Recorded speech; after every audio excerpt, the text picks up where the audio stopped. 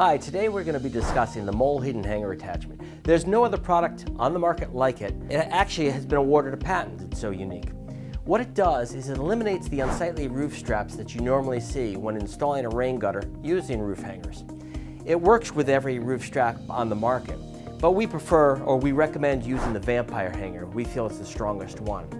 To use the mole, you simply take the Mole Hidden Hanger Attachment while it's still on the ground, slide it over each strap while it's in your gutter. Once you've put these on each strap, then you're ready to take the gutter up to the roof edge to complete the installation.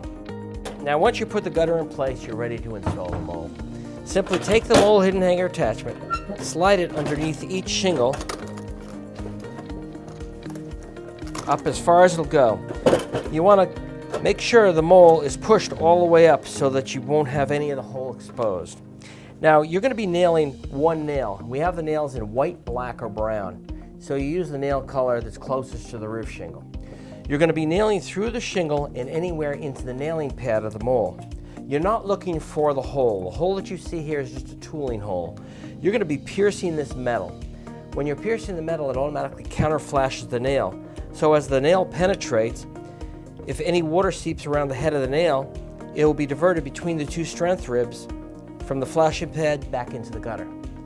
So having said all that, you just drive your nail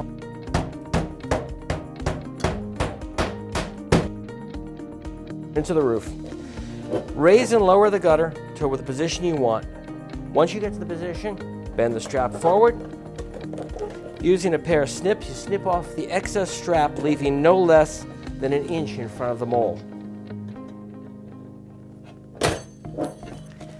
Using a mole tool, you slide it onto the remaining strap